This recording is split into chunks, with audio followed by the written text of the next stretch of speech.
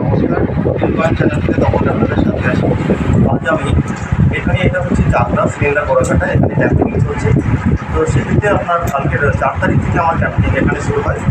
তো বেশ অনেক ভাইদের সাথে এখানে পরিচয় হলো। তো তার মধ্যে এখনও অনেকেই গ্র্যাজুয়েট আছে। তো সকাল থেকে অনেক বেশ অনেক ধরনের কয়েনই আমি সংগ্রহ করেছি।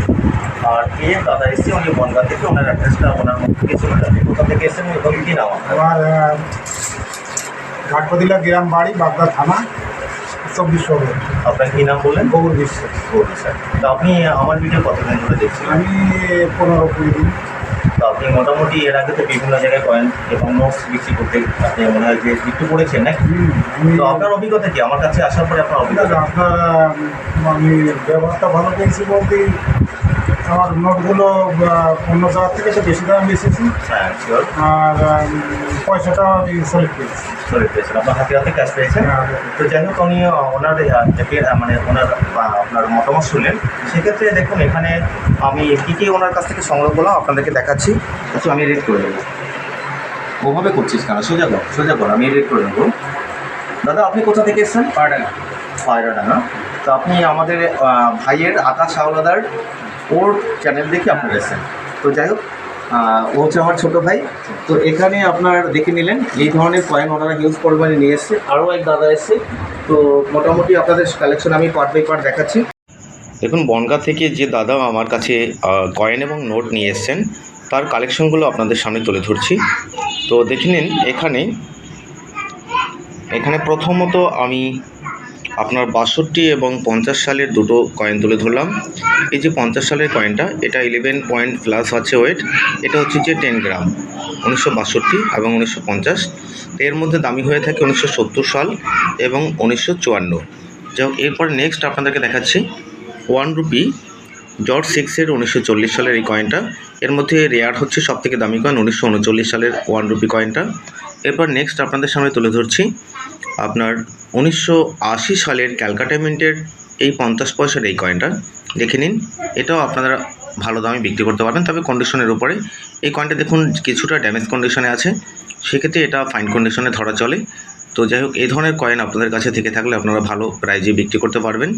এরপর নেক্সট আপনাদেরকে তুলে ধরছি বেঙ্গল প্রেসিডেন্সির 1-এর 4 আনা এই কয়েনটা। দেখে নিন, বেঙ্গল প্রেসিডেন্সি, এটা মুঘল সাম্রাজ্যের বেঙ্গল প্রেসিডেন্সি কয়েন।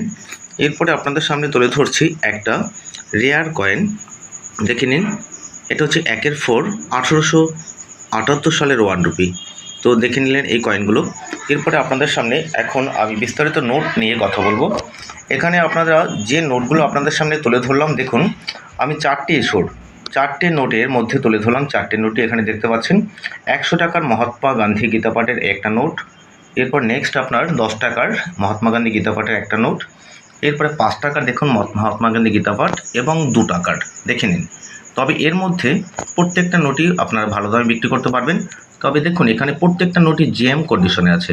এ ধরনের জেএম কন্ডিশন নোটে কখনো আপনারা মিডিল ভাঁজ করবেন না এবং বুকের মধ্যে এটা সোজা করে রাখার চেষ্টা করবেন, অথবা প্লাস্টিকের খামে।